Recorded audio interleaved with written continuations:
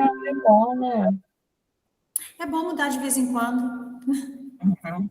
Bom, gente, boa tarde, então. Vamos começar. Vou apresentar aqui nosso convidado, Carlos Maia. O Carlos é jornalista, ator, já trabalhou muito com teatro, fala aí as coisas que você fez. E agora é estudante de filosofia. E foi meu aluno há 20, quantos anos atrás? Há 20 anos atrás, Há 2003. 20 anos atrás. Esse menino tinha 20 aninhos, agora tem 40, ninguém diz. 42. E aí agora está estudando aqui perto. E de vez em quando agora a gente está voltando a se ver, né? Anos depois. Aí eu resolvi, o tempo passa, aí eu resolvi tirar uma casquinha, aproveitar a vinda dele para gente ter uma leitura boa, profissional do texto, tá? Então hoje a gente vai ter leitura dramatizada do texto, né? Não com essa cara assim, não. Não, estou olhando lá, porque eu tô estranho ficar me olhando ali na tela, né? Tá? Então, eu quero que vocês tomem gosto. Não sei se vocês estão vendo os vídeos que eu mando para vocês, as pessoas recitando poemas. Estou adorando os textos de vocês, estão ficando muito legais. E é isso mesmo, tem que ir botando no papel, né? Curtindo essa experiência de criar literatura, né? De fazer texto e mexer nele, e ver o que é melhor. Semana passada, a gente trabalhou um pouco isso, eu mostrei para eles um texto que eu fiz, e eu tinha feito na véspera. Aí, porque eu mando as tarefas e... A aula é toda sexta. Né? Ai, meu Deus. Como é que eu faço para permitir aqui? O quê? Uma pessoa pediu para permitir, eu não... Permitiu o quê? Entrada? É a entrada. Vai onde está o pedido, né, de repente. Mas não encontro mais. Ah, já entrou. Então, e aí a gente ficou fazendo essa experiência de rever o texto que eu tinha escrito na véspera e ver o que podia melhorar. E depois eu já melhorei, mas vocês chegaram a ver o final dele, como ficou? Alguém leu? Não. Ah, poxa vida, gente, melhorou muito o texto. Ele estava um pouquinho, no finalzinho, estava meio esquisito, vocês mesmos tinham reconhecido, né? A Luciele falou que parecia que eu tinha ficado com preguiça, faltou, assim, um desfecho. Eu encontrei o desfecho, fiquei feliz com ele. Então, hoje a gente vai trabalhar duas autoras, né? Esse curso, Maia, a gente está fazendo assim, são 15 encontros, cada dia a gente seleciona um ou dois textos de autores, de mulheres, homens, enfim, tem textos indígenas também, que tratam da questão da educação, ou falam da escola, ou falam de alguma situação de transmissão de conhecimento, tá? E hoje, semana passada, a gente trabalhou o texto da Carolina Maria de Jesus, falando da escola. Foi um texto que deixou a gente bem impressionada, assim, porque ela tinha muito racismo no texto dela, né? Você já leu alguma coisa dela? Já há muito tempo, já tem um bom tempo já. Então, e hoje a gente vai ler dois textos. Vamos tentar aproximar esses dois textos de duas mulheres, né? A Cecília Meirelles e a Ana Maria Gonçalves, tá? Então, eu queria começar aqui com a Cecília Meirelles. E aí a gente vai poder escutar a voz da Cecília Meirelles. Então, eu também estou fazendo esse negócio que é legal. Quando tem o próprio autor, depois a gente vai ver uma entrevista com a Ana Maria Gonçalves também, ela mesma falando do livro dela, que é O Defeito de Cor, tá? A gente vai começar aqui com esse da Cecília Meirelles. Ela vai ler um poema que não é esse que a gente está trabalhando, tá? Rosto de hoje, assim calmo, assim triste, assim... Tá ouvindo, gente? Sim. Sim. Tá, eu vou passar, porque a semana passada estava confusa, vou começar então de novo. Vamos lá. E mantinha este rosto de hoje, assim calmo, assim triste, assim magro, nem estes olhos tão vazios, nem um lábio amargo. Eu não tinha estas mãos sem força, tão paradas e frias e mortas. Eu não tinha este coração que nem se mostra. Eu não dei por esta mudança, tão simples, tão certa, tão fácil. Em que espelho ficou perdida a minha face? Então, ela falou agora o retrato, né? Vai falar mais 2 poemas, Cavalo Morto e Nem Tudo é Fácil. Cavalo morto. Vi a névoa da madrugada deslizar seus gestos de prata, mover densidades de opala naquele pórtico de sono. Na fronteira havia um cavalo morto. Grãos de cristal rolavam pelo seu flanco nítido e algum vento torcia nas crinas pequeno leve arabesco, triste adorno, que movia a cauda ao cavalo morto.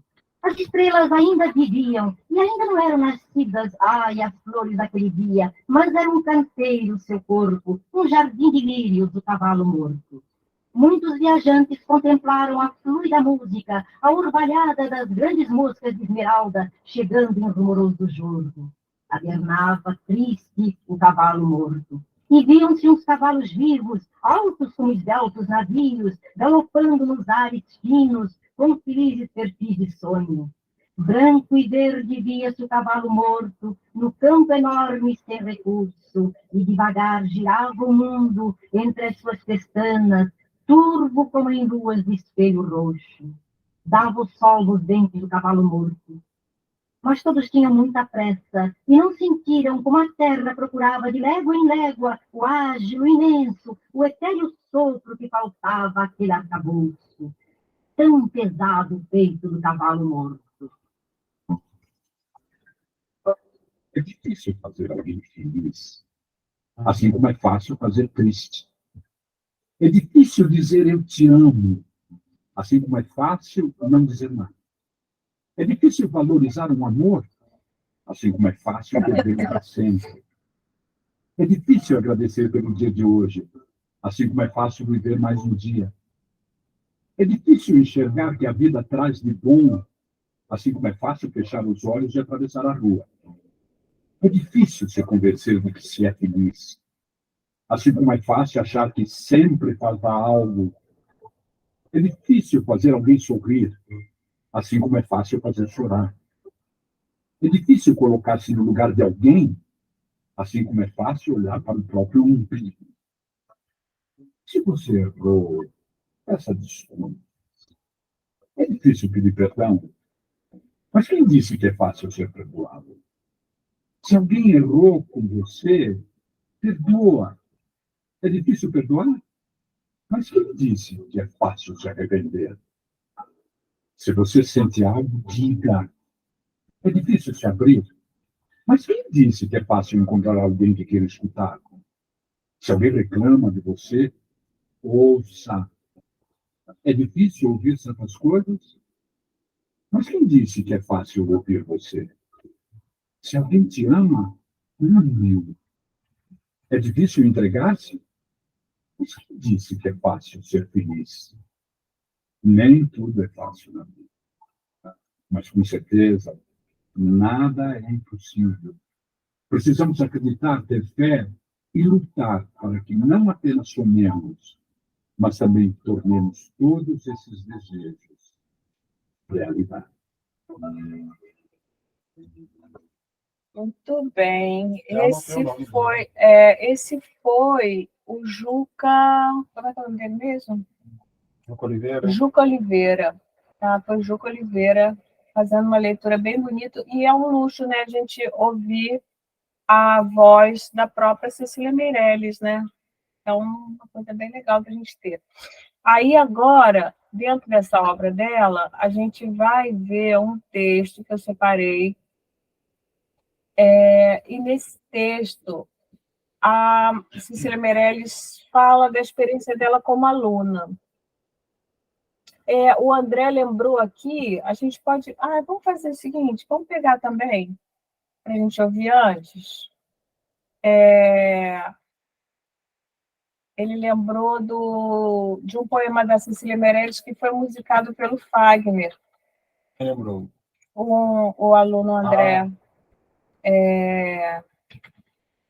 E tem um babado, gente, que vocês não sabem. A Cecília Meirelles, bom, primeiro que a Cecília Meirelles, ela era Canteiros, isso mesmo. Ela foi uma das signatárias do Manifesto dos Pioneiros, vocês sabiam?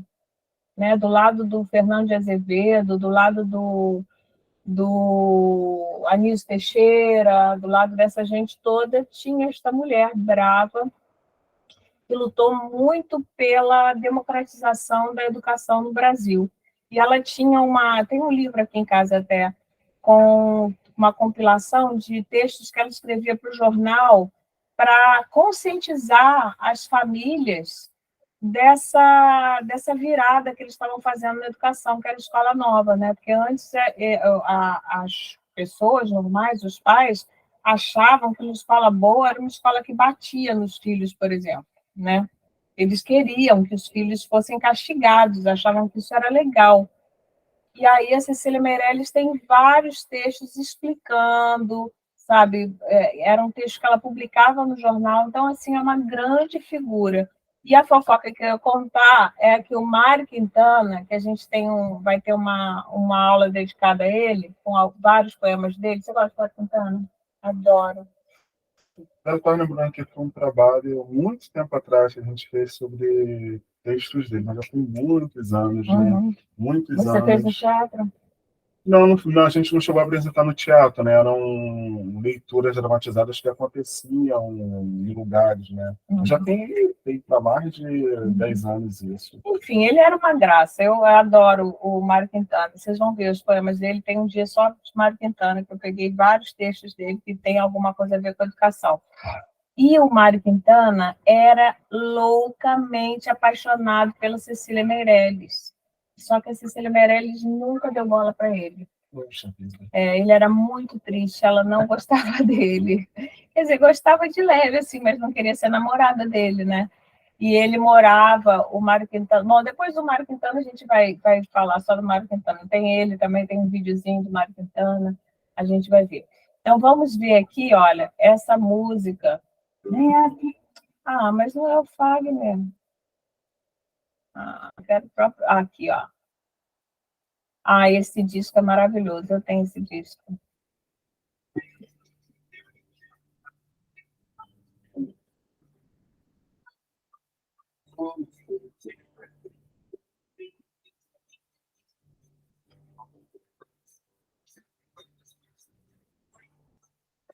Quando penso em você,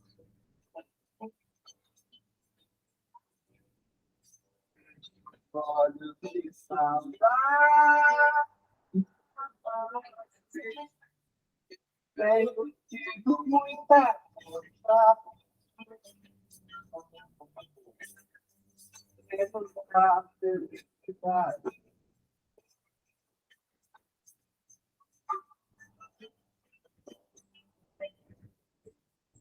Corre o teu tempo,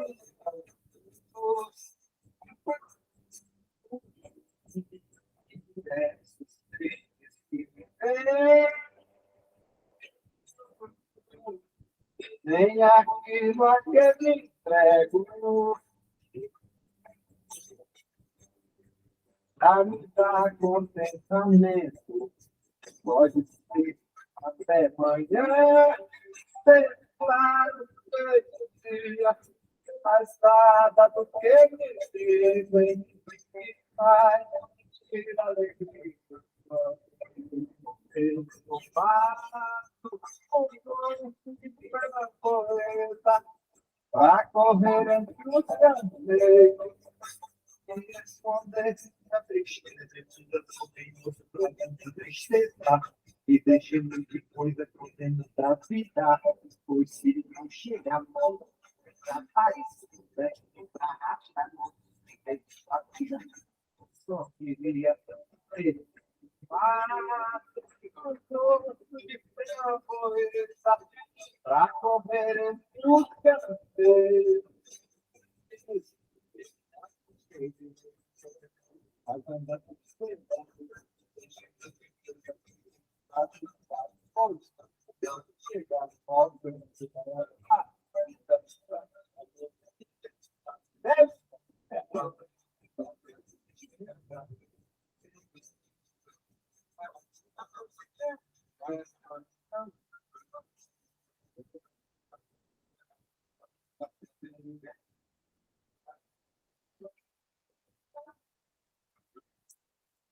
Grande Fagner. Eu tenho esse disco, gente, em LP. A gente podia fazer uma disciplina só de música. Eu estava pensando nisso, fazer uma outra edição dessa oficina, só com que ia se chamar Palavra Cantada. E tem até um filme, não sei se vocês viram, um documentário do Eduardo Coutinho, que eu amo, e que se chama Palavra Cantada. E aí ele entrevista várias pessoas que dizem que começaram a entrar no mundo da literatura pela música popular brasileira, né? Isso aconteceu comigo, na verdade. Você não? Eu comecei a conhecer poesia através de letras de música. A música sempre foi presente lá em casa desde a minha infância, né? Foi referência para muita coisa, né? A Meus pais música. gostavam. Sim, lá em casa tinha disco de samba, tinha algumas coisas de MPB também, mas predominantemente samba, né? Uhum. Samba, aí quando veio aquela coisa do rock 80, tinha coisa lá em casa também. Uhum. Então a Mas música era assim, sempre foi muito Clementina de presente. Jesus. Tinha originais do samba, tinha disco solo do Mussum, tinha Olha, Clementina Martim da Vila, Clementina era muito boa, né? sambas enredo tinham todos, né? Olha, Tinha coisa do eu não tenho Fagner. mais? Não, isso aí já se foi há muito tempo. Jorge Benjó, tinha muita coisa. Nossa! Clara Nunes, Clara Lissi Nunes. Brandão, toda essa Nossa, galera do adoro. samba, né? Eu era Fagner, tinha disco do Fagner lá. eclético, eu também gosto de todos. Quando eu era criança, eu era muito do samba. Eu gostava dessa. Tinha um programa na televisão que chamava Globo Especial, eu acho. E aí aparecia Clementina de Coisa Jesus. boa. Nossa, era uma maravilha, eu É um adorava. privilégio ter visto essa galera viva ainda, né? É verdade, verdade. Bom, então, agora vamos à leitura. Vamos ver como é que foi a experiência dessa nossa musa, Cecília Meirelles, como aluna. Você quer ler? Sim, aqui, né? Uhum. Senta aqui no meio. Aluna Cecília Meirelles, conservo-te o meu sorriso, para quando me encontrares, veres que ainda tenho os ares de aluna do paraíso. Leva sempre a minha imagem, a submissa rebeldia dos que estudam todo dia sem chegar à aprendizagem. E de salas interiores, por altíssimas janelas, descobrem coisas mais belas, rindo-se dos professores. Gastarei meu tempo nessa brincadeira triste, mas na escola não existe mais do que pena e tinteiro. E toda a humana docência, para inventar-se em ofício, ou morre sem exercício, ou se perde na experiência. Ai, muito bonito. Você quer ler de novo? Sim, sim.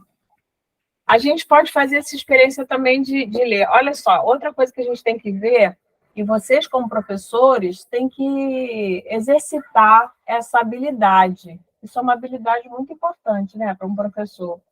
Ler textos para as crianças, mas ler em grande estilo, né? Teve uma disciplina que eu dei também, isso foi já faz muito tempo, foi um curso de extensão que era para professores da rede de literatura infantil. E aí a gente fazia leitura dos textos, a entonação, colocando emoção na leitura, muito legal. E aí, o que acontece? Quando a gente lê a primeira vez, a gente está se familiarizando com o texto, né? Acho que o Maia já tinha lido um pouquinho, né? E eu acho que falando para eles assim, dessa questão de leitura, né, acho que a grande dificuldade de que a gente tem com o texto é que a gente, quando vai ler, a gente reveste o texto de uma solenidade, uma pomposidade, mas acho que o grande segredo do texto é a gente ler como a gente fala no dia a dia, né?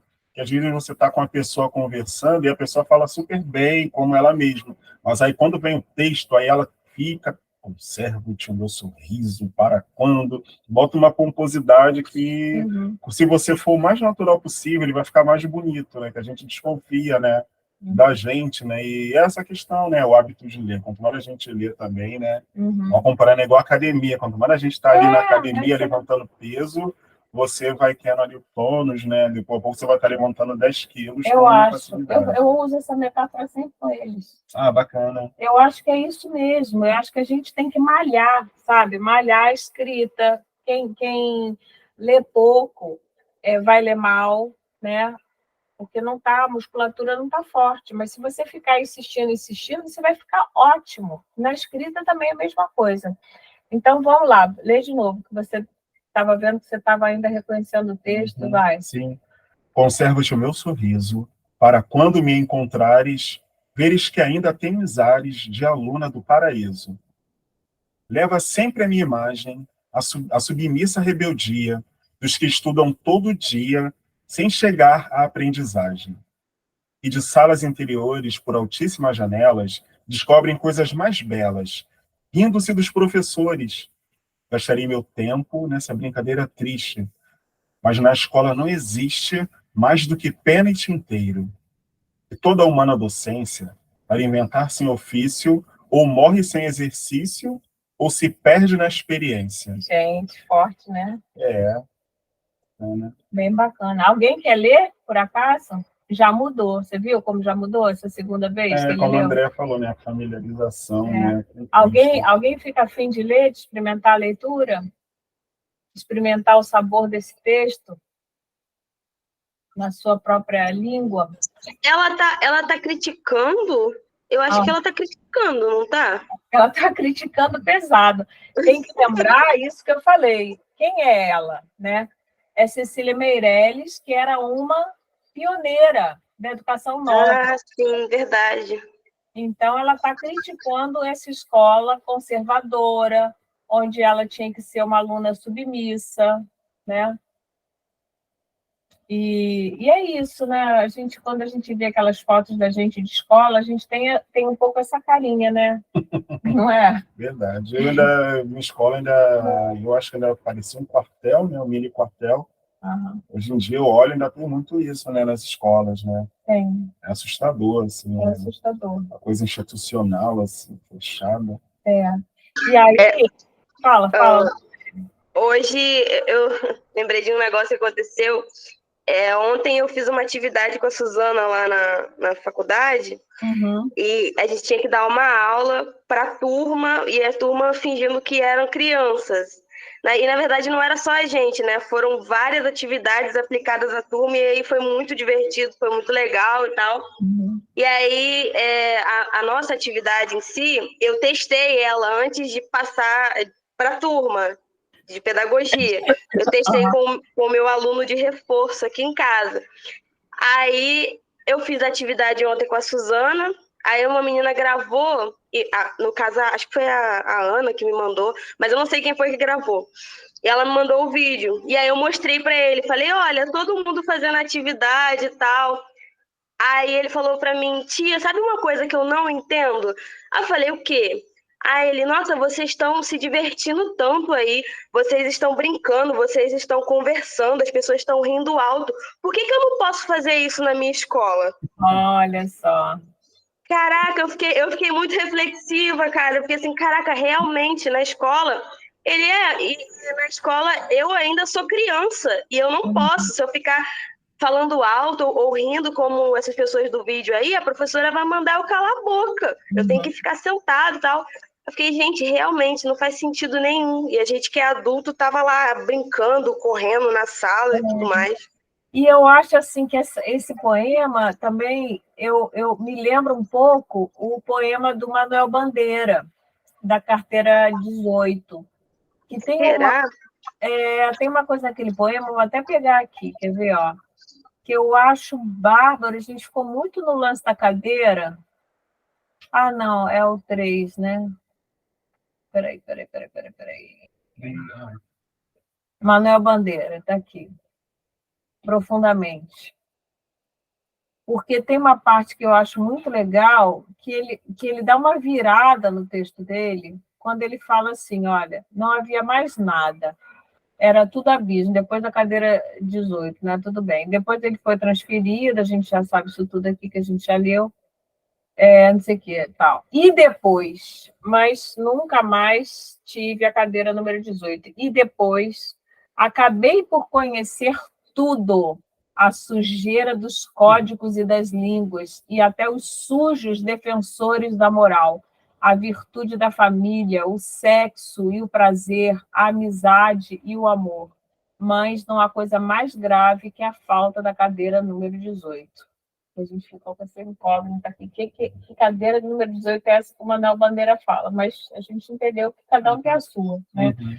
Mas eu acho muito legal, eu acho que esse trechinho aqui me remete ao texto da Cecília Meirelles, quando ele fala do que está por trás da escola, né?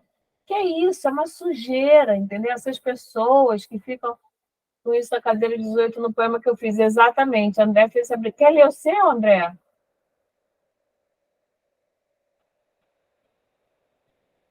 Quer ler, André? Ah, tá sem áudio. Espera aí, eu posso ler para você. Vamos pegar aqui o texto do André.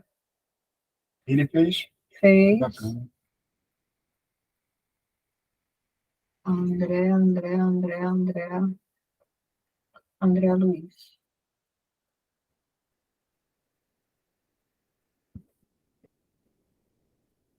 Eu acho que é esse aqui, né? Alfabetização.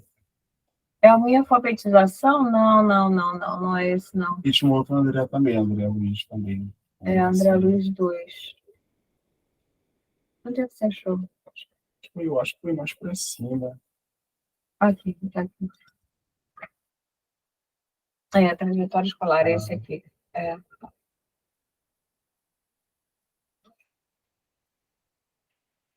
Então, a gente está fazendo uma oficina mesmo, né? Que bacana. De brincar de ler, de escrever e comentar o texto do outro, que era o que a gente fez há 20 anos atrás, né? Oh, pode crer, né? Na Oficina de vídeo, né? oficina, era oficina, de e eu vídeo. dava oficina de leitura De leitura escrita. escrita. Olha lá o texto dele. Quer ler você? Tá? Na escola eu comecei no tempo do Jardim 2. Ainda rabiscava e coloria depois. Era uma escola pequena no bairro do Lins. Só fiquei um ano. Tinha na época 5 anos. Depois me mudei de bairro e de escola. Nas aulas, aprendi a ler e também a escrever. Os recreios, brincadeiras, naquela escola das Laranjeiras. Lá permaneci do antigo CA até a 3ª série. Estudava sem parar. Sentado na cadeira, não lembro se era 18. Aliás, cadeira tem número? Número só na chamada. Meu nome começa com A, mas número 1 nunca fui lá. Aliás, nem nas outras. Já fui 2, 3, 4, 5, mas nunca fui o primeiro, nem na chamada, nem da classe. Aos 10 anos, mudei de escola. Essa era no Catete. Lá eu sofri pra caramba. Dos colegas, eu era saco de pancada. Até uma menina me deu porrada. Apanhava sem parar, mas sobrevivi. E na escola de Laranjeiras, voltei a sorrir. Tive sim alguns momentos de muita indisciplina, passei a fazer bagunça, isso já era rotina. As professoras brigavam e eu não estava nem aí. E meu desempenho começou a progredir. Depois fui para o Pedro II, Colégio Federal. A adaptação foi difícil, mas foi muito legal. Ali permaneci até o fim da trajetória. Foram grandes amigos que ficaram na memória. Professores especiais que ficaram na minha história e dos quais vou me lembrar dos momentos de glória. Minha trajetória escolar teve momentos bons e ruins, mas me tornei um cidadão pronto para a vida adulta. Não sei se vou ser uma pessoa culta, mas a escola me fez uma pessoa de bem. Muito bom. André. Muito bom, muito bom. O André, com a leitura do Maio, ficou excepcional. Bom, agora vamos ver.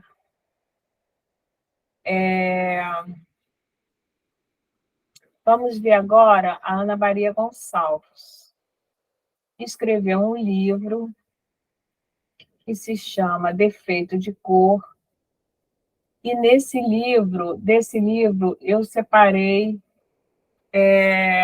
uns trechinhos, um trecho, umas partes, né? Fiz uma miscelâneazinha assim, que fala de uma situação. Eu vou primeiro mostrar o vídeo para vocês, que aí vocês vão entender sobre o que. Vocês já ouviram falar nesse livro? Um defeito de cor? Eu ia falar. O Luciele quer falar? Não, eu falei que eu nunca ouvi falar do livro.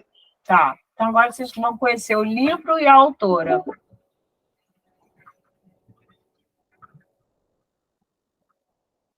Defeito de Cor é a história de Kendé, né, que é a personagem que eu encontrei para contar a vida da Luísa Maim, uma personagem que me fascinou por ser uma das líderes de uma grande rebelião escrava que aconteceu em Salvador em 1835, a rebelião Malvânia. Não há um registro histórico sobre a resistência dela. Eu tomo como prova materiais escritos pelo Luiz Gama, que é tido como seu filho, e comecei a pesquisar também história de mulheres que viveram nos lugares e na época em que a Luísa Maim poderia ter vivido, né? Então, esse livro é um apanhado dessas histórias das mulheres, em que eu conto, desde que ela tinha 6 ou 7 anos, foi capturada na região do Daomé, no Benin. Conto toda a história dela até quando ela tem mais ou menos 89 anos. Né? Ela vem do Brasil, passa por Salvador, Maranhão, Rio de Janeiro, São Paulo, Santos, Campinas, né? Ou seja, é a história do Brasil contada a partir da perspectiva de uma mulher, primeiro escravizada e depois liberta.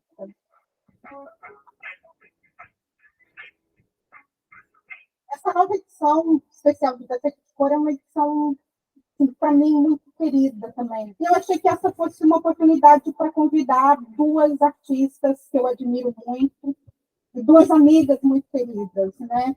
A artista plástica Rosana Paulino e a escritora e dramaturga Cidinha da Silva. A Cidinha entra escrevendo a orelha, né? uma apresentação, e a Rosana entra com uma ilustração por capítulo e umas ilustrações também no início. Né? E nessa edição especial também, eu queria, né, acrescentar alguma coisa. Daí a gente pensou inicialmente em fazer um prólogo, alguma coisa assim, e eu também queria voltar a trabalhar com a ficção. Né?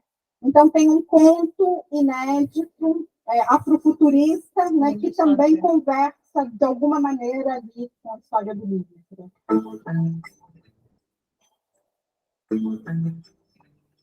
O Defeito de Cor foi escrito ao longo de 5 anos. Foram 2 anos de pesquisa, em que realmente fiquei só lendo, né? Quase um ano de escrita e 2 anos de reescrita. Eu tive a sorte de ter um diálogo com o Milo Fernandes durante o processo de escrita desse livro. Né? A gente se falava quase todo domingo. Assim, o Milo, eu lia para ele trechos do que eu tinha escrito, né? Ele me passava bibliografia, dava impressões. Né? Houve uma troca muito boa ali.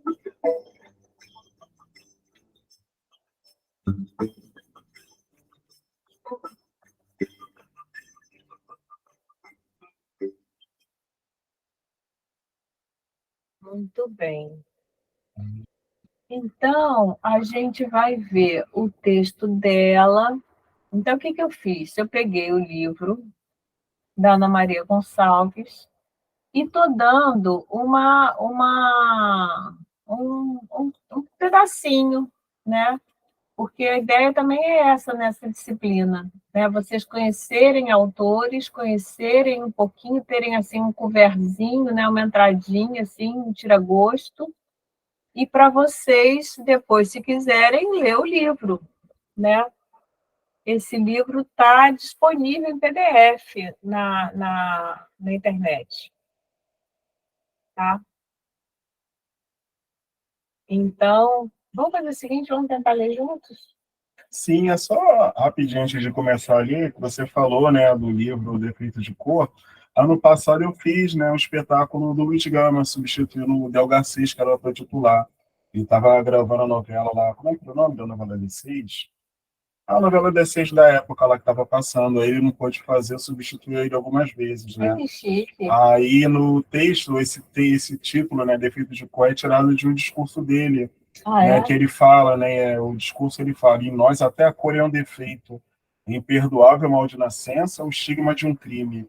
Os nossos acusadores se esquecem que essa cor é a origem da riqueza de milhões de ladrões que nos insultam, que essa cor tão semelhante à da terra abriga sob sua superfície escura vulcões que habitam o fogo sagrado da liberdade. Aí ele... Nossa, que lindo, que Maia. o Luiz Gama, né, ele se coloca como filho da Luísa Maim, né, ele fala ele fala, né, até no espetáculo ele fala, né, minha mãe Luísa Maim, ele fala da mãe dele, e só que não se tem a noção se realmente ela era a mãe dele, né, assim como a personagem. E pelo que eu ele entendi, criou. esse personagem que ela fala aqui, dessa menina que nasceu escrava, É que o Luiz Gama fala que ela nunca conheceu a escravidão, né? Aí a gente sabe também se foi uma coisa que ele idealizou, mas ela foi ativa, né, na revolta, desculpa, dos malês, né? Foi uma das lideranças. Ela tem uma história esse livro é muito legal, porque ele tem essa parte histórica, vocês viram na entrevista, né, que ela fez uma pesquisa mesmo, ficou 2 anos pesquisando, então é um livro grosso, né, um livro importante, assim, e que faz um romance, tem um pouco de ficção, mas baseado em história também real, né? Aí a gente vai ver, então, onde é que aparece nesse texto dela o tema da educação, que é de um jeito muito surpreendente, eu acho, tá? Então, vamos fazer o seguinte, eu leio um parágrafo e você lê outro. Tá bom. Tá? Então, trechinhos do Um Defeito de Cor, da Ana Maria Gonçalves. A nação malê não era apenas a mais culta entre quantas forneceram mercadoria humana para o tráfico repugnante. Em verdade, os escravos provindos dessa nação alcançavam os preços mais altos, sendo não só os mais caros, também os mais disputados. Serviam de professores para os filhos dos colonos, estabeleciam as contas dos senhores, escreviam as cartas das iaiás, intelectualmente estavam bem acima da parca instrução dos lusos, condes e barões assinalados e analfabetos, ou da malta de bandidos degradados da longínqua colônia. O mais culto dos malês era o Alufá Licutã.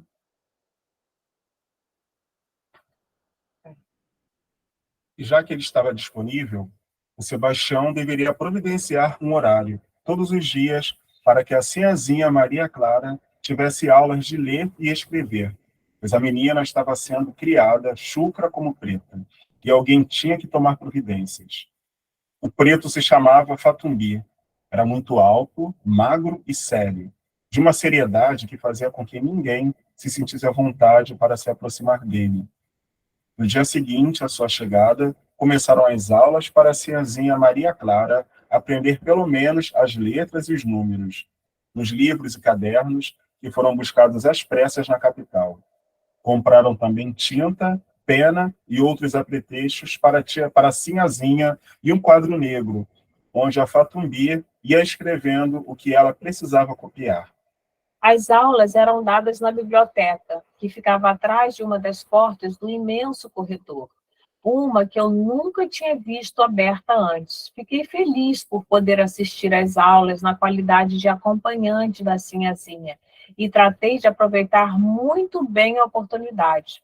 Ela nunca estava muito interessada, e o Fatumbi tinha que chamar a atenção dela diversas vezes, como se ele fosse branco e ela fosse preta, motivo que me fez brigar com ele, pois eu achava que ninguém podia falar daquele jeito com a nossa sinhazinha. Mas depois entendi que ele tinha razão, que se ela não quisesse aprender por bem, que fosse por mal. Acho que foi por isso que comecei a admirá-lo, o primeiro preto que vi tratando branco como um igual. Enquanto a sinhazinha Maria Clara copiava as letras e os números que o Fatumbi desenhava no quadro negro, eu fazia a mesma coisa com o dedo, usando o chão como caderno. Eu também repetia cada letra que ele falava em voz alta, junto com a sinhazinha. Senti os sons delas se unirem para formar as palavras. Ele logo percebeu meu interesse e achei que fosse ficar bravo, mas não. Até quase sorriu e passou a olhar mais vezes para mim, como se eu fosse aluna da mesma importância que a sinhazinha. Comecei a aprender mais rapidamente que ela e muitas vezes errava coisas que eu já sabia. As 3 horas de aula, todas as tardes, passaram a ser para mim as mais felizes do dia, as mais esperadas. E fiquei triste quando chegou o primeiro fim de semana, dia de folga que o professor aproveitou para ir até a capital. Na segunda-feira, esperei ansiosa pela volta do Fatumbi, e quando ele passou por mim, sendo que não havia mais ninguém por perto, cumprimentei-o com um salamaleco. Primeiro ele se assustou, mas depois respondeu ao meu cumprimento, dando uma piscadela. Aquele ficou sendo nosso segredo. Eu sabia que ele era Mussurumim, o que nem sempre eles gostavam que os outros soubessem. Depois da minha descoberta, que eu achava ser só minha, e sobre a qual não comentei com ninguém, achei que ele passou a me tratar melhor, dando um jeito de, à noite, deixar que eu estudasse em alguns livros da sinhazinha, que ela levava para corrigir, arrumando também papel e pena, para que eu pudesse copiar e fazer os exercícios. A Isméria ficava brava, dizia que era perda de tempo, que nem valia a pena eu aprender as letras e os números, porque não teria a chance de usar. Mas ela sempre ia ver o que eu estava fazendo antes que o pouco óleo do lampião acabasse e nós ficássemos no escuro. Perguntava alguma coisa, que número era aquele, o que letra era aquela, repetindo por um bom tempo depois. Eu também repetia. Mesmo no escuro, eu ficava desenhando as letras na minha cabeça e tentando juntar umas com as outras, formando as palavras. As palavras que depois eu passava para o papel, usando a pena e uma tinta que o Fatumbi ensinou a Isméria a preparar com arroz queimado. Nossa segunda semana de aula nossa segunda semana de aula. Na segunda semana de aula, chegou... Vou começar de novo. Palavras que depois eu passava para o papel, usando a pena e a tinta que o Fatumbi ensinou a Isméria a preparar com arroz queimado.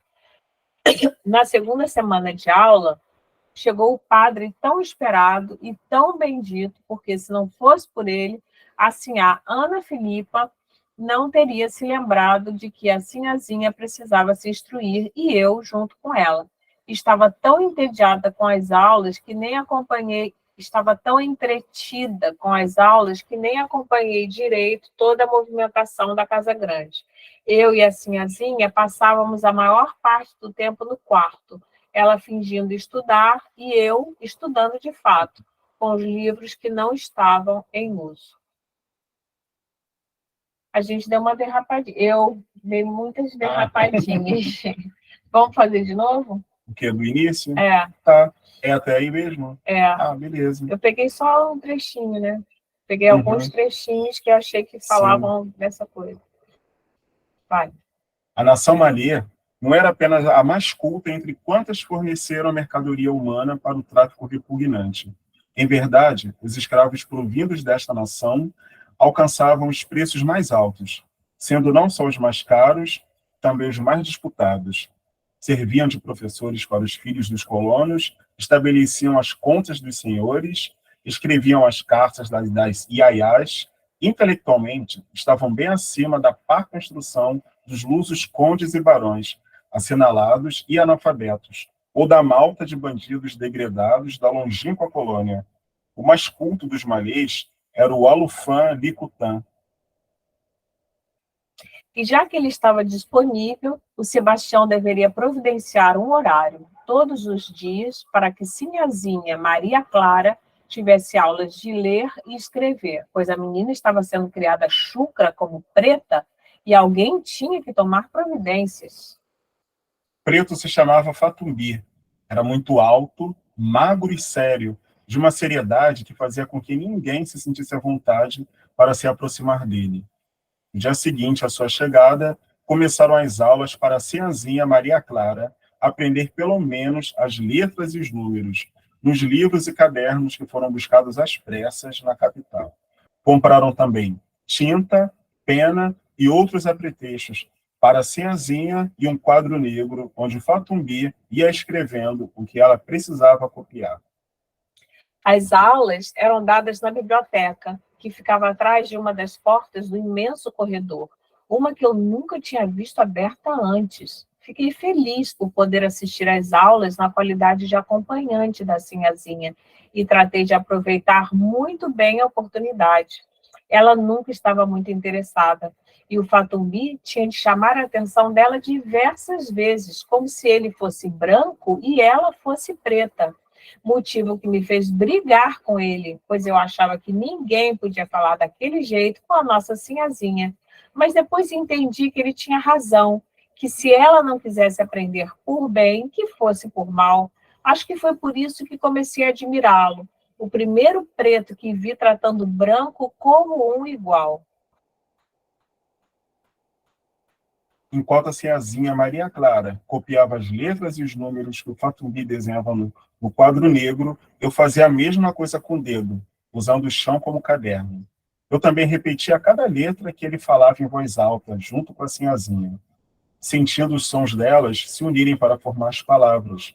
E logo percebeu o meu interesse, e achei que fosse ficar bravo, mas não.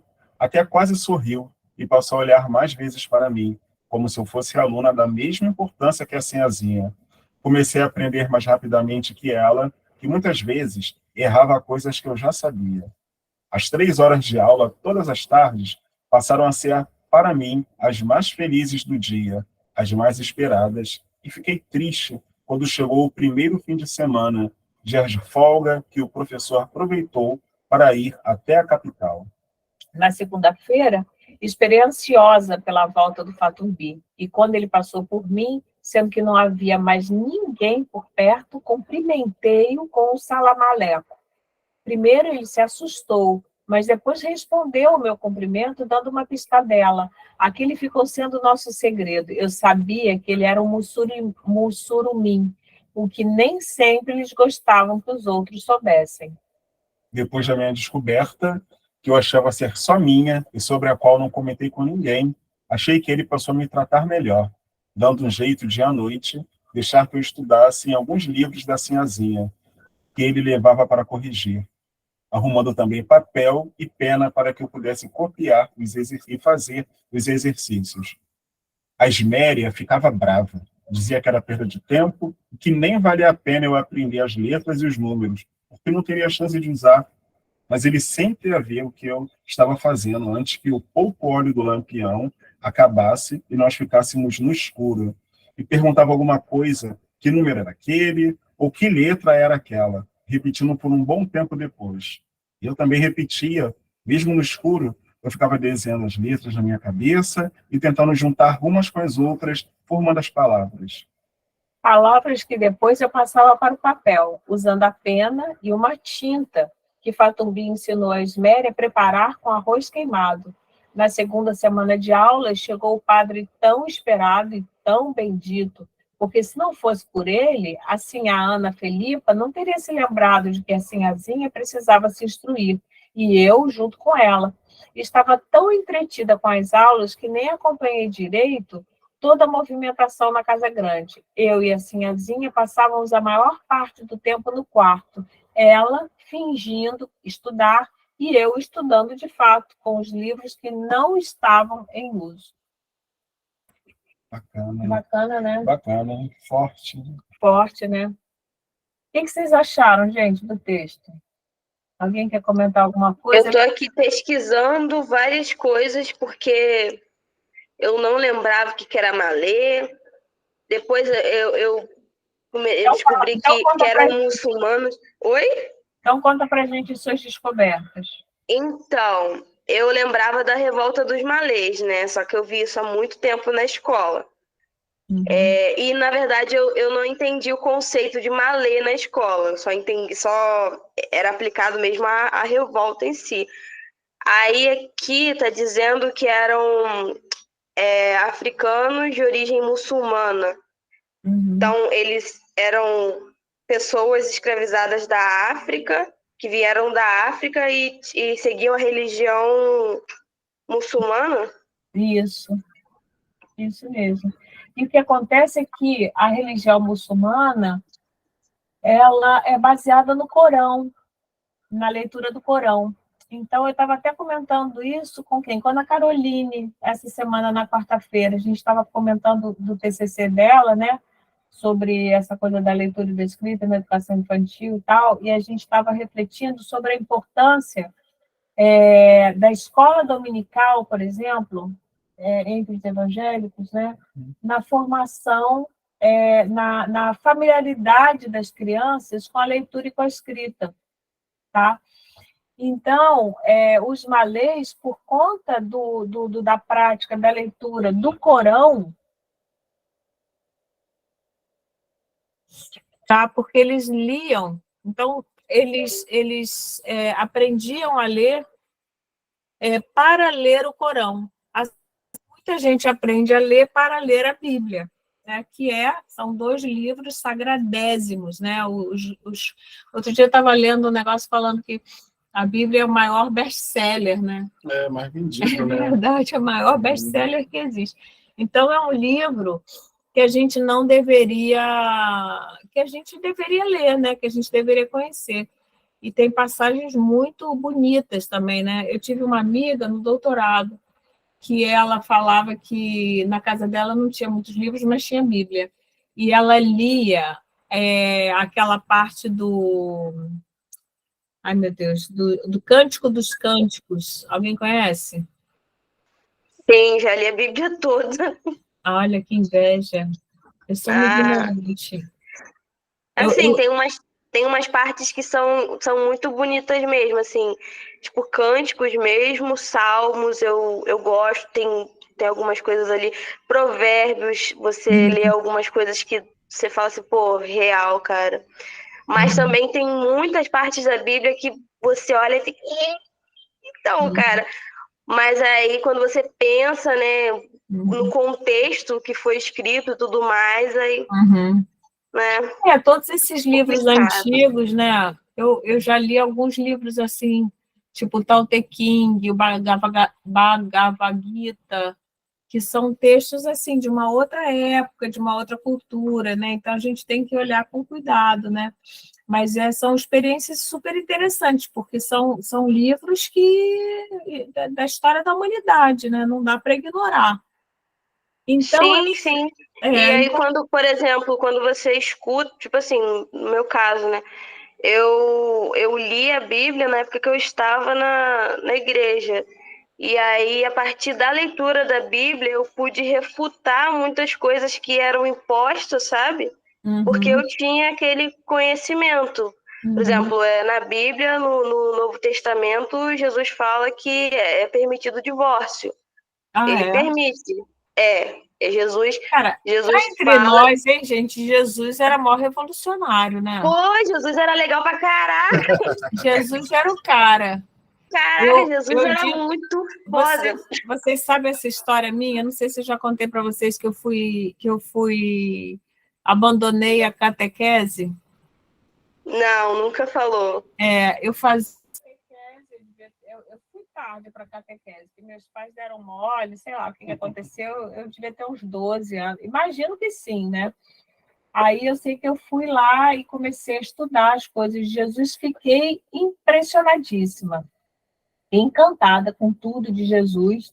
Aí eu chegava em casa e falava que se Jesus voltasse, que eu ia atrás dele, e a minha mãe falava assim, mas você abandonaria sua família? Eu falei, claro que sim, para seguir Jesus.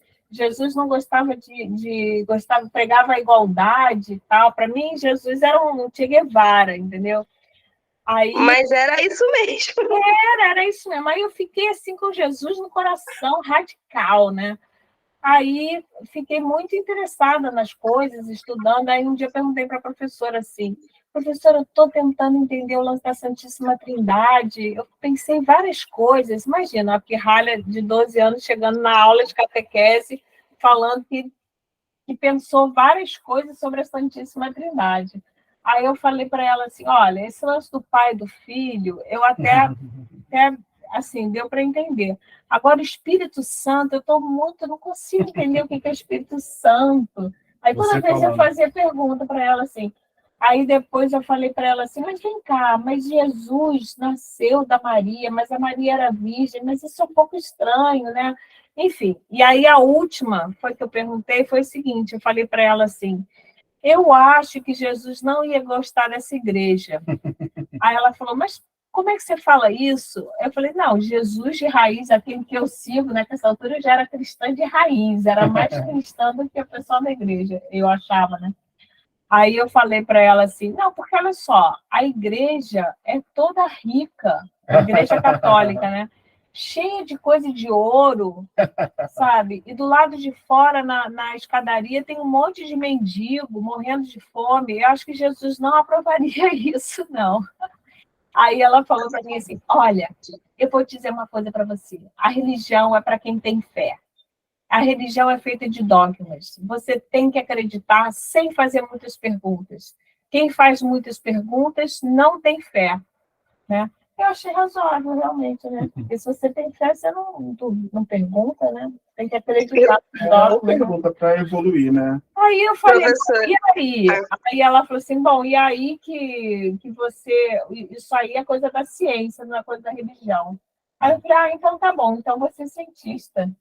Aí voltei para casa, minha mãe ficou apavorada, falou, o que você está fazendo essa hora em casa? Que eu cheguei cedo, né? Eu falei, não vou mais fazer primeira comunhão, não. Não vou mais fazer primeira comunhão, porque eu sou da ciência, eu gosto de fazer pergunta mesmo, e a religião é um negócio muito chato, Jesus nem ia gostar daquela igreja, fiquei muito aborrecida com a igreja.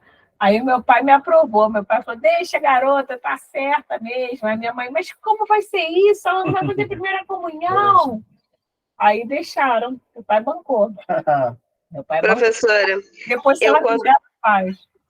Quando eu li a Bíblia, eu tocava no grupo de louvor, né? Aí tem uma parte nos 40 anos de Moisés com o povo, né, os escolhidos, ele cruza o deserto e aí tem várias passagens que fala, né, que eles armavam uma tenda e faziam o altar de Deus. E aí nesse altar eles colocavam comida, sacrifícios, sabe, incensos, oferendas, comida. Entendeu? E aí, lá no altar, o pastor sempre falava, né? Que não sei o quê, esses macumbeiros que ficam fazendo despacho, que não sei o quê. Aí, quando eu li isso, eu cheguei no pastor e falei, por que você fala dos macumbeiros se os evangélicos também faziam a mesma coisa no Antigo Testamento? Por que se critica tanto eles se na nossa religião tem exatamente a mesma coisa? Se a gente matava animais. O time das pentelhas, né? Não, porque isso já passou. Isso já passou, o véu se rasgou, que não sei o quê. Aí eu falei assim, mas se não é para considerar, por que você lê essas passagens no púlpito se não vale mais? Se não vale mais, a gente não tem que ler, não tem que considerar mais. E aí, ele falou exatamente isso para mim. Não, você faz pergunta demais, que não sei o quê. Não, e tinha uma outra parada também de não ir no cinema. Que o pastor falou assim, que era proibido ir no cinema, porque cinema era um lugar que aconteciam coisas... Sei lá, ele falou que não podia ir no cinema. Aí eu falei assim... Não aconteceu nada, que Aí eu falei assim, mas por que não pode ir no cinema? Tá escrito na Bíblia? Aí ele, não. Aí eu falei assim, mas por quê? Ele, não fica perguntando, não. Eu, não, mas eu quero saber o motivo. Não, porque Jesus revelou. Eu falei, com base em quê?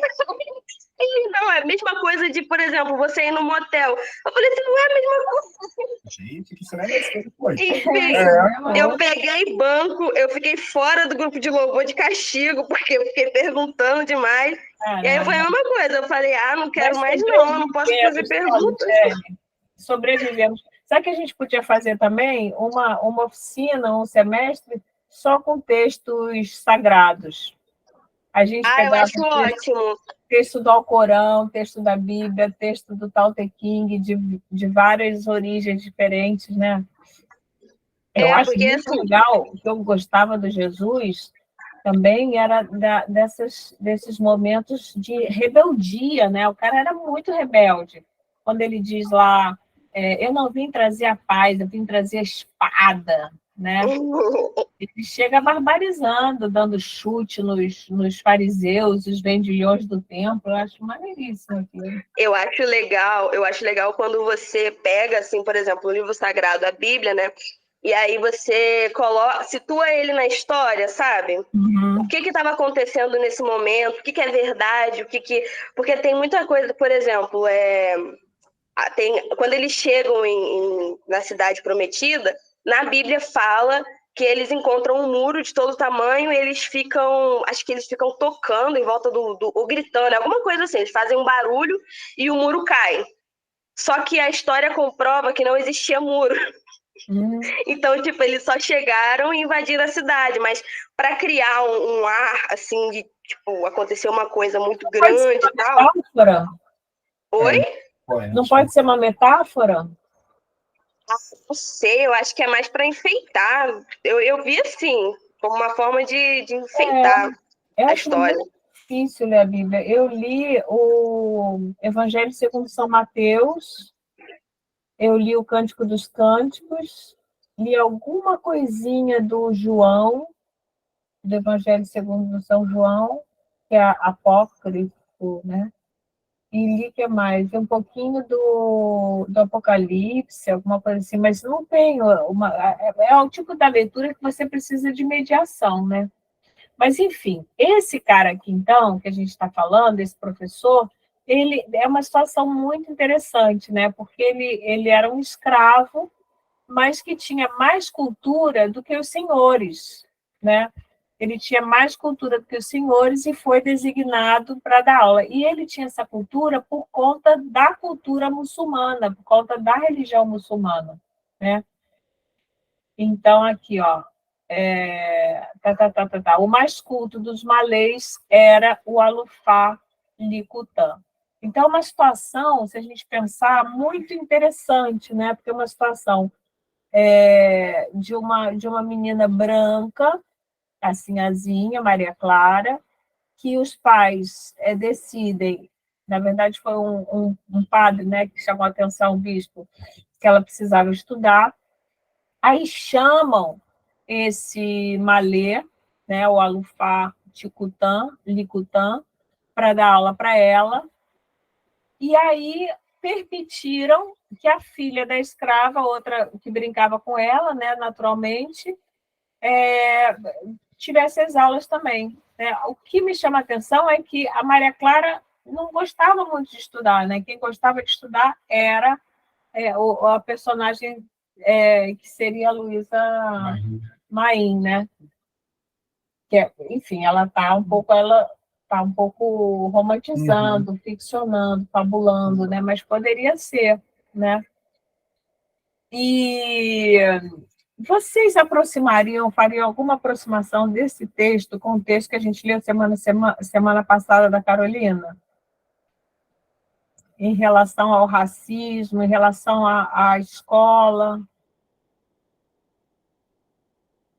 Da Carolina, ela não queria ir para a escola, né? Uhum. Mas ela tinha aquela professora que botava os brancos contra os negros e os negros contra os brancos, lembra? Sim, sim. E fazia um super terrorismo com as crianças.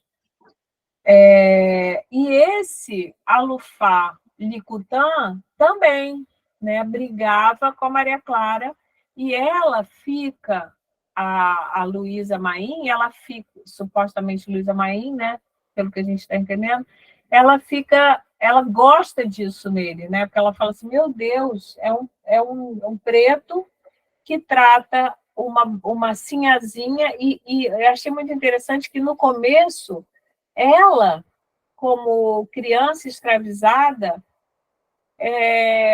protegeu a Sinhazinha, né? Tipo assim, não fale assim com ela, é a Sinhazinha, sabe? Quem você está pensando que é, né? Então, esse detalhe que a gente enxergou no texto da Carolina Maria de Jesus, que é o racismo estrutural incorporado pelos próprios pretos, né? É verdade, no da Carolina, ela fala que não pode decepcionar a francesa, né? A mãe dela fala que não pode decepcionar a francesa.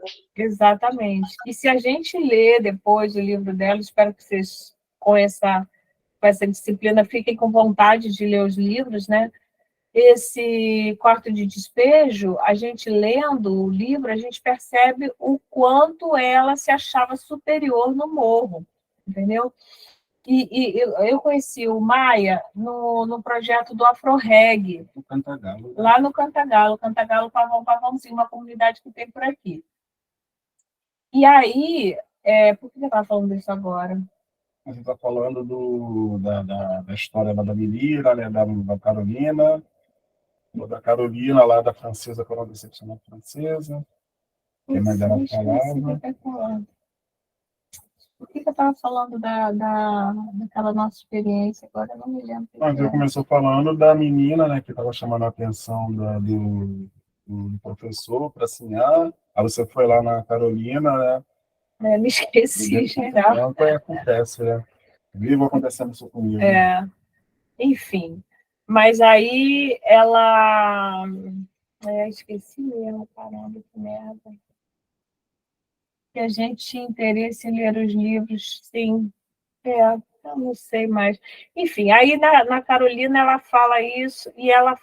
já me lembrei.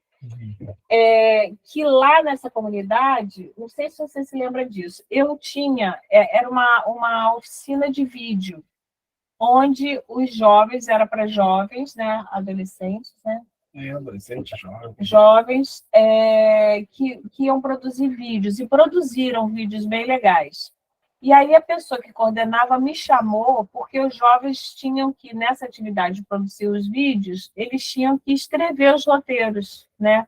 E eles tinham dificuldade de escrever e de ler. Aí eu entrei. E aí ninguém queria ler nada, ninguém queria estudar porcaria nenhuma, ninguém fazia nada. Aí eu falei assim, meu Deus, o que eu vou fazer aqui? Aí eu inventei de levar os livros de outras comunidades que tinham sido produzidos pelos próprios moradores. E aí eu botei essa proposta, né? Vocês topariam escrever um livro sobre a comunidade de vocês? Aí toparam, a gente escreveu o livro e não foi publicado. Esse livro a gente tem que publicar. Mesmo, né? 2 décadas depois, né? Ficou muito legal. Tem que fazer mesmo. Mas aí, por que eu estou contando isso? Agora eu me lembrei. O negócio foi dando uma volta assim, mas o negócio é o seguinte: quando a gente fez, então, uma etnografia, convidamos o Viana. Hermano Viana abençoou o nosso projeto, né? Eu vi até as fotos que você mandou. Tem foto com ele, exatamente isso. E aí, uma das coisas que a gente... Aí, o que a gente fazia? A gente fazia uma etnografia. Então, eu saía com eles no morro, andando. Você não era da comunidade, você vinha de outro lugar. Vinha de Realengo, mas a maioria era de lá. A maioria era de lá. Aliás, por que você estava lá intruso? É uma longa história, assim. Tudo começou... vou tentar resumir. Eu fazia o curso da Zezé Mota no Cidano em 2001. Aí, quando o curso acabou, uma professora que sempre conversava comigo, que era de outro projeto, me chamou, porque ia começar o Criança Esperança. Lá eu fiquei de setembro de 2001 no Criança Esperança até... Era uma falcatrua, né? Acabou, não está mais lá não. Aí eu fiquei lá até janeiro de 2002. Só que quando chegou em janeiro, eles falaram que eu não poderia ficar porque eu não era da comunidade. Aí o projeto ia fechar só porque era da comunidade. Aí no dia que eu estava indo embora de lá, eu vi a plaquinha do Afro-Reg lá. Curso de vídeo, aí eu fui lá me perguntar o que era. Aí o Zé Renato começou a conversar comigo. Aí ele gostou muito de mim, eu estava com uma camisa dos Racionais. Ele falou, esse curso é só para quem é morador da comunidade, mas eu vou abrir uma exceção porque eu gostei de você e você tá com a camisa dos Racionais. Aí eu fiquei, né? Olha! Aí eu fiquei e... Agora você lembra que a gente ia, e era muito engraçado, tinha quem que era? Uma bem brava, A Cíntia e a Maíra, tinha assim. Acho que era a Cíntia. A Cíntia falava assim, queria me provar, né? Eu lembro uma vez que ela me levou pra Boca. Eu não lembro, não. Tem coisa que eu não lembro. Eu passei por essa boca, mas não lembro. A gente passou pela Boca, e aí eu fui... Aí foi meu aceite. Mas né? para que assim? O que ela queria provar? Não, ela queria provar que se eu era uma branquela cagona do asfalto, Tá. e ali eu fiquei na moral com ela.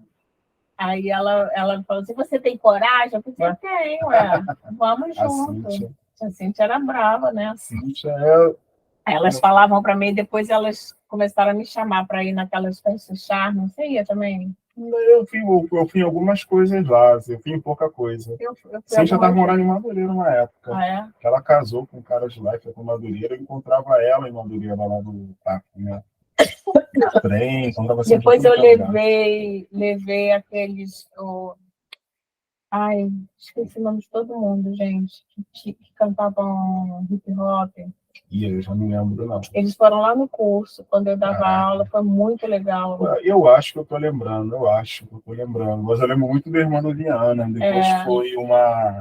Depois foi uma outra pessoa lá também, do programa lá da Regina Casé, do Altas Horas, uma coisa assim. Sim. Muito tempo isso. Mas, enfim, o fato é que lá eu descobri, fazendo esse livro sobre a comunidade, com os próprios moradores que eram jovens e que entrevistavam as pessoas e foram me mostrando, a gente ia com câmera fotográfica, fazia as fotos, lembra disso? Fazia as fotos da comunidade, voltava para a central lá da AfroReg, e aí eu pegava as fotos, revelava, e eles, então, começaram a produzir textos a partir das fotos, né? E uma coisa que apareceu nesses textos, que eu achei muito interessante, foi o seguinte, a divisão que havia no morro entre os pretos e os nordestinos. Você lembra disso? Tinha rivalidade, né? Tinha uma super rivalidade entre os pretos e os nordestinos. Os pretos eram considerados, pelos próprios nativos da comunidade, né, de vagabundos. Que só gostavam de festa, só gostavam de samba, não eram muito trabalhadores. Isso os brancos nordestinos falavam dos pretos. E os pretos falavam o que dos nordestinos? Que eles eram um saco, que eles só pensavam em ganhar dinheiro, que eles eram avarentos. Eram burros, eram brigões. Era muito interessante aquilo ali. Tinha o pavão, o cantagalo era dos negros, o pavãozinho era dos nordestinos, né? Era bem dividido. Bem dividido. Então, quando a gente lê o texto da Carolina, a gente vê essa divisão também, né? Então, ela era uma preta que não se reconhecia como preta, entendeu? Ela sempre falava mal do pessoal na favela, que não tinha educação, que não tinha... isso, que eram analfabetos, ignorantes e tal, né? Então, mas é interessante ver, porque realmente ela se destacava, né? E ela ameaçava os vizinhos, ela falava assim, eu vou botar você no meu livro. E ela botava mesmo, contava da mulher que tinha batido no homem, que tinha quebrado a cara dele com uma garrafa, e outro que tinha bebido até quase morrer, ela contava tudo no livro dela. Mas, enfim, então aqui também aparece isso, né? E também aparece um dado que eu acho interessante, que está presente em todos os textos que a gente viu até agora, que são textos muito críticos, né, contra a escola, né? Se vocês repararem, a gente está lendo todos assim. E esse daqui, tudo bem que o cara era escravo, era inteligente, não sei o quê, mas ele pegava pesado, né? Era um cara sério, carrancudo, né? Então, a escola parece que o ensinamento está sempre carregado desse... A gente vai ver outros exemplos que não são assim, mas esse aqui né? E aí, gente... Deixa eu ver aqui, peraí. Eu conheci uma menina que é educação também, mas aí é mais pro balé, que ela chegou a pegar... Não, foi um cara que era bailarino lá na companhia, que ele teve uma aula com uma alemã, e a aula dele de balé, ele tinha que alongar, né? Quem não conseguia alongar a perna, ela ficava com o isqueiro aceso embaixo, né? Para poder esticar bem a perna. E era super comum, né, na época. Essa coisa era aceitável, né? E ficava ali, estica. E quem não esticasse, né? Acabou deixando o isqueiro embaixo, né? Caramba, gente, que horror. A gente sobreviveu, né? A escola. Então, olha aqui, olha. Aí, para cada dia, a gente tem uma proposta de produção de texto. Eles vão fazer texto a partir de hoje? A partir de Bacana. hoje. Aí o texto é o seguinte, olha, eu vou botar para a gente lá no... É um texto argumentativo de novo, tá? A gente passou por textos, depois a gente vai ter outros que não vão ser argumentativos, mas vocês têm que aprender vários estilos, vários gêneros de texto, tá? Quando a gente fala em texto argumentativo, eu vou mandar lá na... Essa aí? Espera aí, aqui, ó. Ah, tá, você tinha fechado. Proposta de produção de texto da semana. E aí a gente vai combinar duas coisas. Uma, que vocês podem escrever quantos textos vocês quiserem, tá? E essa regrinha de que passou o tempo não vale mais, essa regra vale para outra disciplina, para essa disciplina não, tá? Essa disciplina vocês podem fazer quantos textos vocês quiserem. Podem fazer todos, tá? Eu acho legal poder fazer, né? A gente pensou também, eu tinha dito primeiro 10 textos, né? No mínimo 10. Aí eu depois falei assim, não, é só 3. Quando quisermos também. E quando quisermos, exatamente. Pode ser quantos quiserem e quando quiserem. Só tentar, assim, pensar na vida da professora, né? Ter um pouco de empatia com a professora e não querer mandar todos os textos na véspera de eu ter que dar a nota. Aí é maldade, né? E aí, se todo mundo fizer isso, eu fico mal. Sabe o que vai acontecer? Quem fizer isso, eu não vou ter tempo, vai perder, claro, bom senso. Eu não vou poder, talvez, corrigir com tanto carinho, com tanto cuidado, né? Porque eu vou estar com muita coisa para corrigir no final. Então, a gente fazer esse bate-volta é muito legal, entendeu? Vocês escreverem para mim, eu retorno para vocês, aí melhora um pouquinho, poder melhorar o texto, isso é muito legal. Muito importante essa coisa. A gente trabalhava bastante na oficina isso, né? Sim. A coisa da reescrita. Você gostou daquela oficina? Assim, aquela experiência foi E legal? era bacana, né? Tanto para mim vendo quanto para o pessoal, que não ficou uma coisa pesada, né? Até quem não tinha o hábito de ler, de escrever, não ficou pesado, né? Sim. Era uma coisa que fluía, Nossa, foi todo fluindo, mundo, até né? aquele menino que era do movimento, lembra? Qual deles? O Caju, que tinha o cabelo pintado de... Um pigão bem baixinho. branquinho. Ah, já sei quem é, já sei Como quem é o é. nome dele? Ah, não sei se era Yuri. Não. Tinha o Yuri e tinha um outro que um bem baixinho, bem novinho. Eu não queria fazer nada. Ah, sei. Aí já eu sei falei quem é. para ele assim... Tinha o Roberto. Tinha um outro lá que eu não lembro o nome. Ah, já sei quem é. Lembra? Eu não tenho foto. Não era aqui. Jorge, não. Eu vou ver se eu acho foto aqui, que eu acho que eu tenho. Que tá esse Enfim, esse menino, ele tinha assim uma situação, ele estava numa situação de risco, porque ele trabalhava no tráfico. Lembra disso? Ah, lembrei quem é. Acho que era o irmão daquela menina. Ele trabalhava, um bem branquinho, com cabelo Deixa eu ver aqui. pintado. Ele trabalhava no tráfico e ele só estava no projeto porque o projeto dava um lanche e tal. Então, para ele, o que dava lanche no tráfico, dava lanche no AfroReg, ele estava atrás do lanche do dinheirinho. Era o chamariz, né? Era o chamariz, aí ele fazia. Aí eu queria que ele participasse, né? Aí ele falava assim, eles escreviam livremente e usavam muita gíria. E gíria local, coisas que eu particularmente não entendia. Aí eles achavam muita graça e esse passou a ser assim, meu grande informante das palavras. Aí um dia, você lembra que eu levei um dicionário e falei, não, então você vai fazer o seguinte, você vai ser o dicionarista, você vai fazer os verbetes das palavras que saem. Aí uma parte do livro são os verbetes que ele escreveu. Esse número da Andréia super divertido. Não, eu fiquei puta da vida, na verdade, porque quando acabou isso tudo, a gente conseguiu pagar uma moça para fazer editoração. Você falou de História Júnior. Aí eu entreguei para o José Júnior, adoro falar isso publicamente, gente. Aí o José Júnior, que era o dono do AfroReg, não, né? Agora ele está na Globo, né? Globoplay fazendo série, né? Enfim. Aí eu cheguei toda feliz e falei, olha, Zé Júnior, eu produzi um livro com os meninos, seria muito legal a gente, o AfroReg, publicar esse livro, né?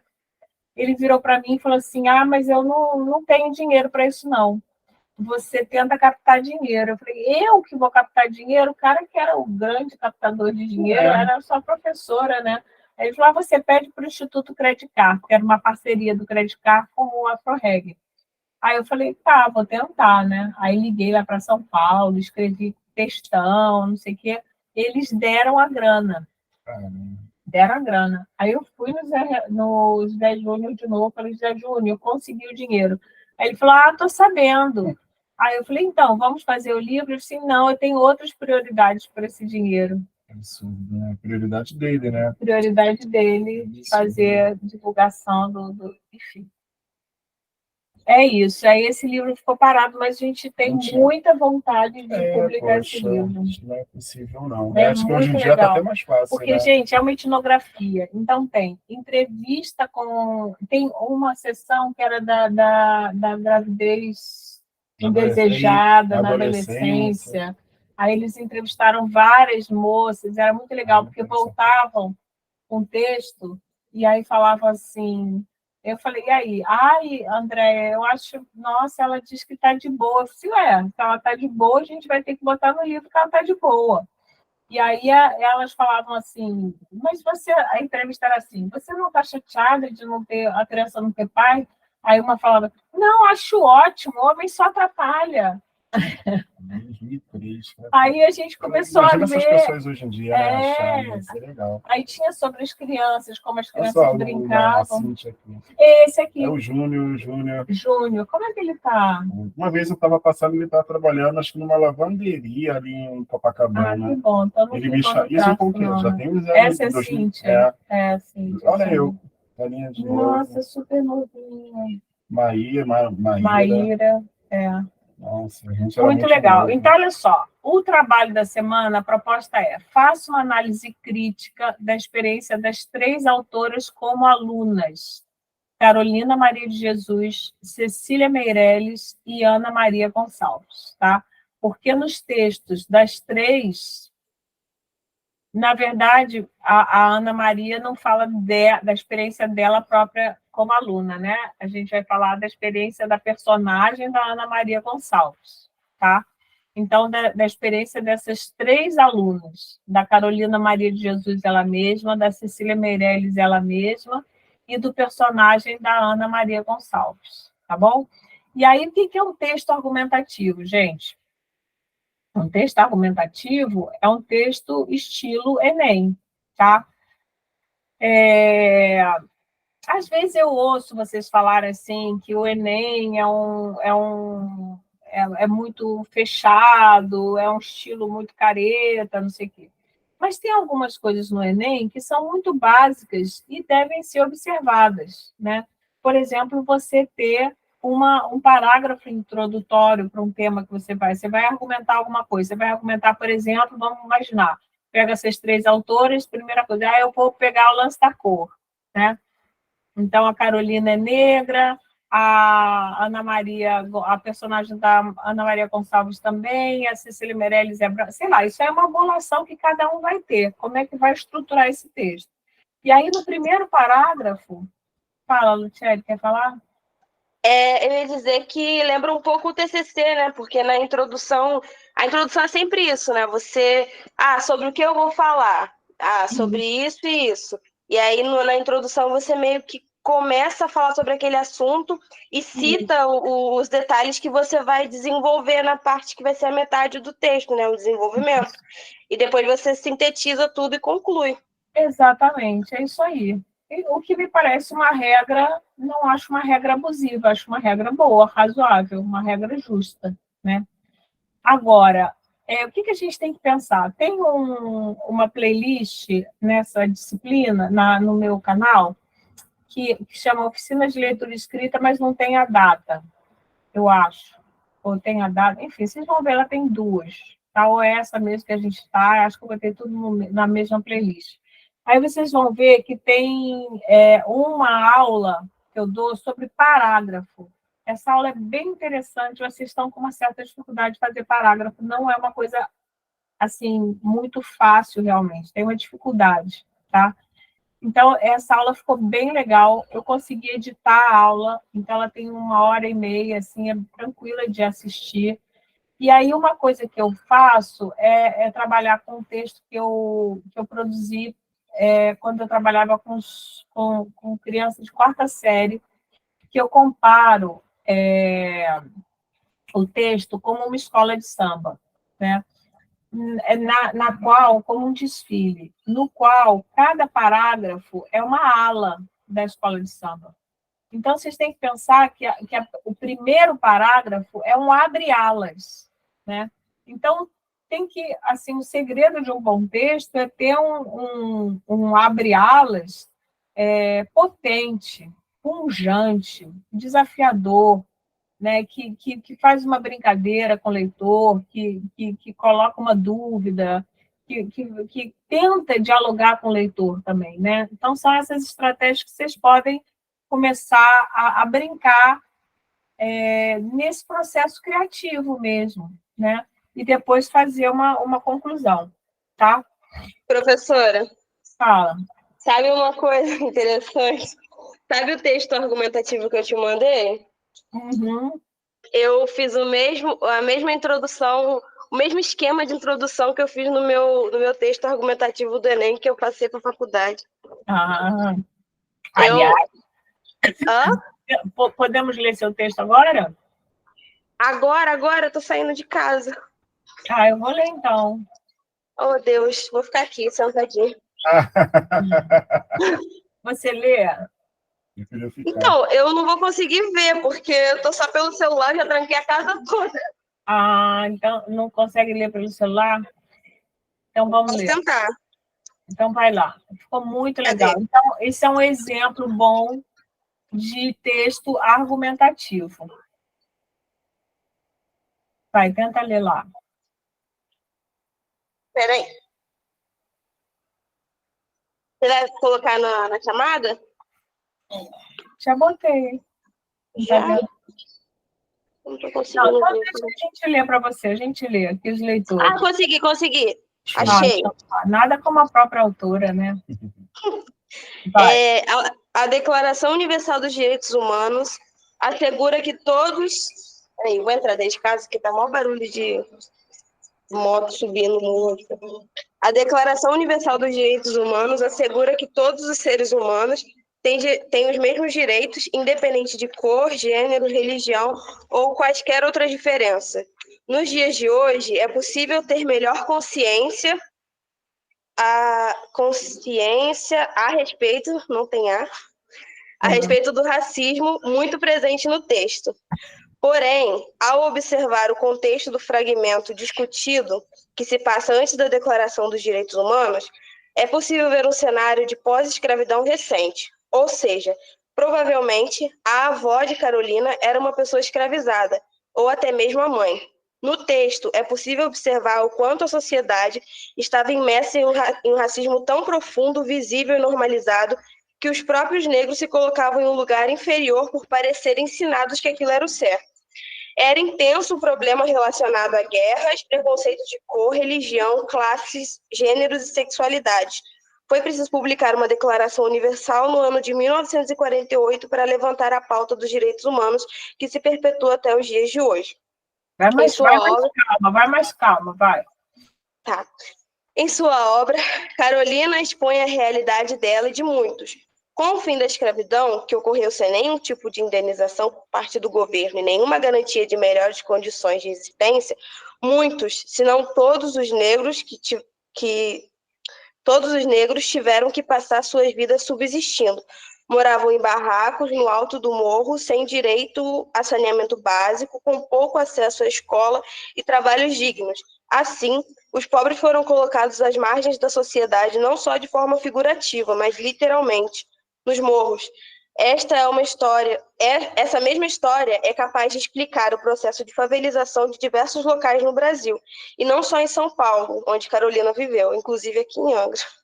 No trecho comentado, fica claro que Carolina teve a oportunidade de estudar, coisa que poucas pessoas pobres tinham na época. Na escola que ela frequentou, havia uma professora, carrasca, se observada com os olhos de alguém que já leu a Declaração dos Direitos Humanos e segue as pautas progressistas com convicção. Mas é interessante tentar se transportar para um tempo em que o racismo era tanto que aquela mulher era considerada uma pessoa preocupada com a causa, ainda que de forma questionável ela parecia se importar com a educação de todos os alunos. É terrível pensar nas atrocidades vividas por essas pessoas, cuja culpa se pode colocar nas ambições de pessoas que muito têm, num sistema desigual. Difícil usar um olhar antropológico para observar a professora de acordo com o contexto dela, sem portar as lentes do ano de 2023. Muito bom. Chora, ChatGPT.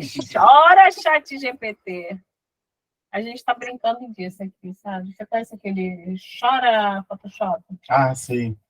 Agora ChatGPT. A gente agora chora chat. Quero ver o ChatGPT fazer um texto desse, hein? Não vai. Não vai, não faz, não. Não é o humano, né? Não tem humano.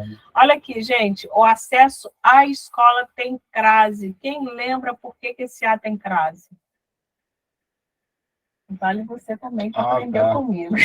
Isso, aí eu nem lembro. Só a gente viu depois na faculdade, vi na sexta série, vi na faculdade, crase, né? Alguém lembra por que esse A tem crase? Saberia explicar? É o adpara. Essa explicação está muito vagabunda, Luciele. Ai, meu Deus, eu não sei. Eu tinha uma professora que falava assim, Luciele, se você não souber usar a crase, você deixa sem crase, que é menos feio. E aí eu sempre faço isso. Olha só, gente, tem uma coisa muito boa que é o seguinte, o A com crase, ele é a contração da preposição a, que pode ser substituída por um para, tá?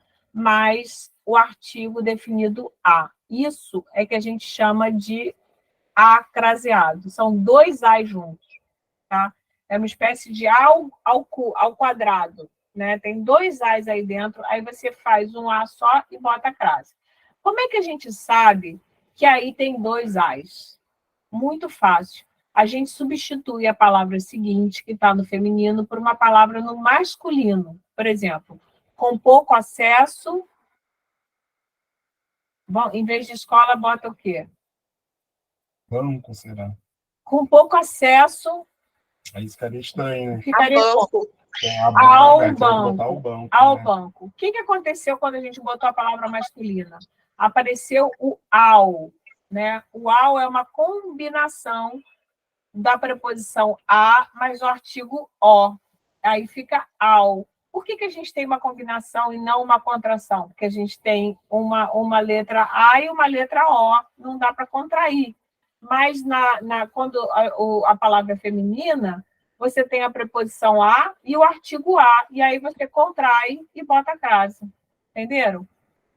Então, a coisa mais fácil do planeta é substituir a palavra seguinte por uma masculina. Se apareceu o ao, é porque aquele A ali são dois A's.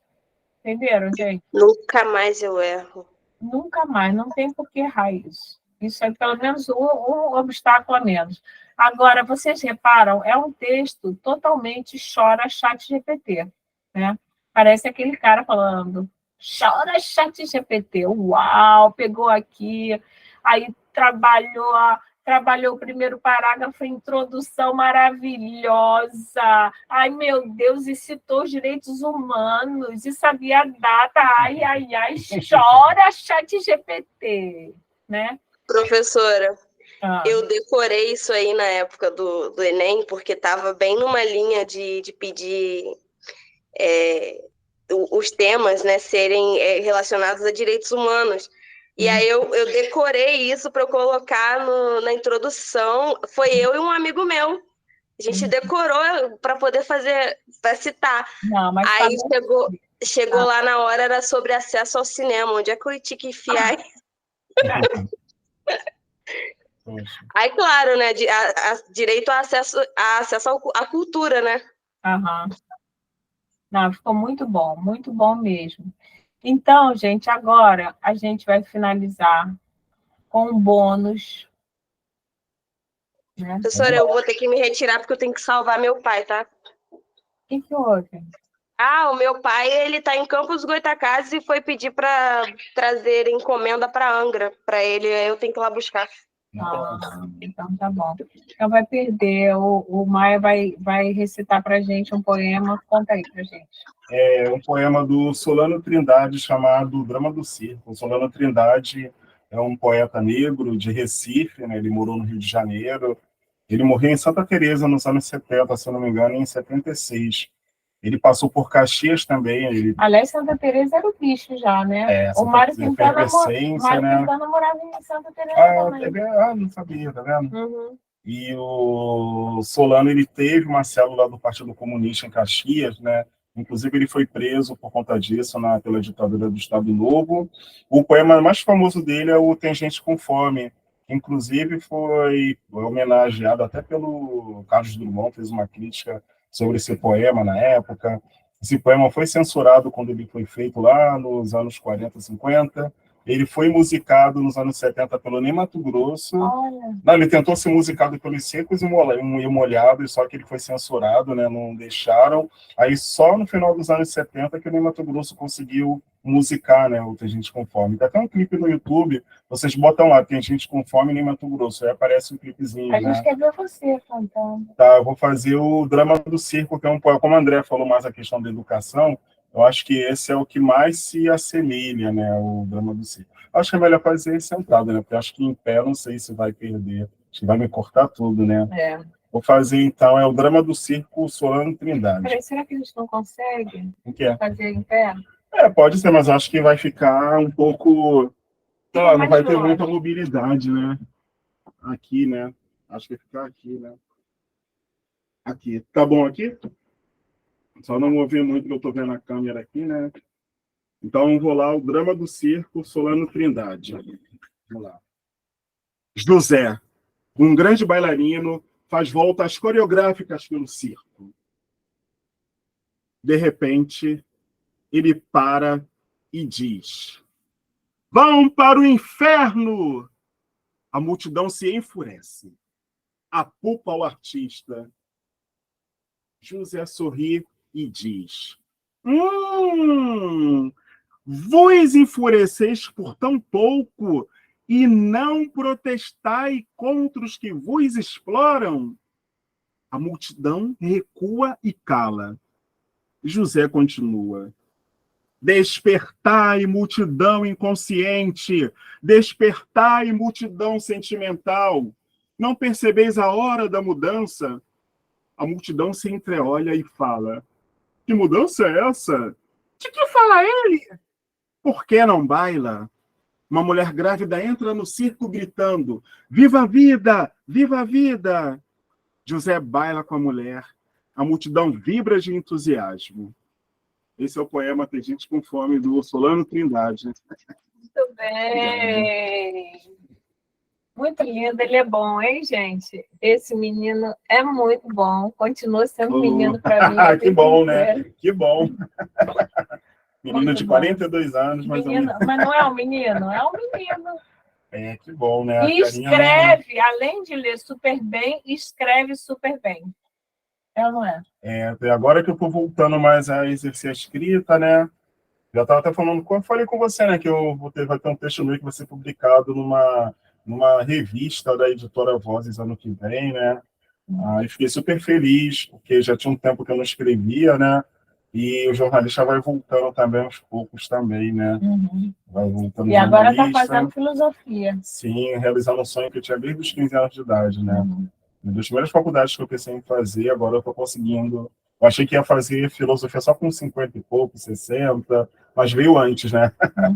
Veio antes e estou abraçando, né? Sim. É um desafio também, porque é outra universidade, né? 15 anos depois de terminar a primeira, outra graduação, numa outra universidade, distante da minha casa. Pertinho da minha. Aí a gente agora vai fazer mais programas. Né? Eu estou aqui de segunda a quinta, né? Com esse compromisso da PUC, né? E estou aí, estou feliz, estou encarando um desafio daquele friozinho, né? Porque vem várias coisas, né? Caraca, tem que trabalhar é o teatro, é a casa, é isso, é aquilo, é a distância, mas Não, a mas gente tem que se você é abraçar. muito tranquilo, né, Mai? Você foi. Sou, né? Até eu tento ser, né? É. E a gente fica meio desesperado, Foi muito mas amado, não foi? fui. É, sabe que eu tenho uma amiga, né, que ela tá passando por várias questões, né, e tal, de drogas, de alcoolismo, que ela falou exatamente isso. Ela falou que eu tava falando para ela, poxa, mas eu não tive isso, eu não tive dinheiro, eu não tenho isso, então você foi amado, eu tive dinheiro, eu tive tudo, e ela diz, né, que faltou o amor da família, né.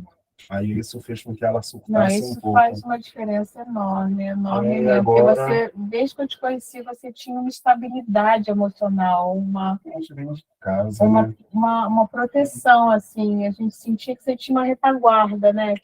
Tinha a minha mãe, assim, a vida dela não foi fácil, né, com meu pai, né, meu pai foi aquele que povoou o mundo, né, eu tenho 11 irmãos, Não é eu mesmo? tenho irmãos antes de nascer, já tinha irmãos mais velhos, que já estão conseguindo casa dos 50, tem irmão mais novo que eu, né, meu pai foi coelho, assim, meu pai povoou meu mundo, né, aí tem muita briga dele com minha mãe, parte de coisa de mulher e tudo, mas mesmo assim, né, acho que a gente escolhe ver fica as cicatrizes, né, das brigas que a gente vê, mas Não, a gente escolhe ver o o negócio não é lado ter positivo, briga, né? mas ter briga e amor, tudo bem, né? Ah, sim, meu pai também não posso reclamar, não, assim. Uhum. Ele morreu, vai fazer um ano que ele morreu agora em outubro, né? Mas, assim, dentro do possível, né? Foi uma educação que a gente não teve, nem eu, meu irmão, a gente não teve tudo, né? Os momentos de dificuldade e tal, mas acho que teve esse afeto, né? Uhum. Esse amor que essa minha amiga, por exemplo, ela fala, que isso aí fez com que ela surtasse um pouco, né? Uhum. E fosse para as drogas, para o alcoolismo, droga, perdeu tudo, né? Ela chegou a ir para morar na França, morou em Portugal, mas perdeu tudo, né?